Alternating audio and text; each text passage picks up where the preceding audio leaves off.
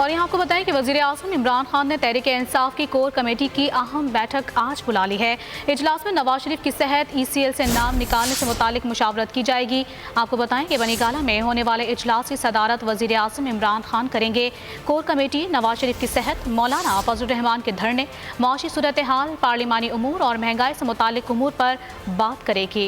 इजलास में वज़ीर आला पंजाब, वज़ीर आला KP, विफाकी वज़रा समेत अहम रहनुमा शिरकत करेंगे। कोर कमेटी से कबल आमिर कयानी की सरबराही में रीजनल सदूर का इजलास 3 बजे PTI सेक्रेटरीट में होगा।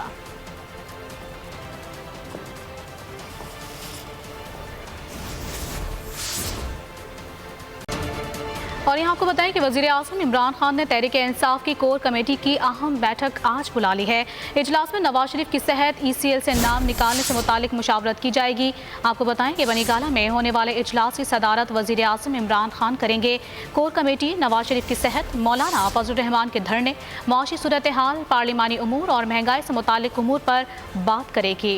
इजलास में वज़ीर आला पंजाब, वज़ीर आला KP, विफाकी वज़रा समेत अहम रहनुमा शिरकत करेंगे। कोर कमेटी से कबल आमिर कयानी की सरबराही में रीजनल सदूर का इजलास 3 बजे PTI सेक्रेटरीट में होगा।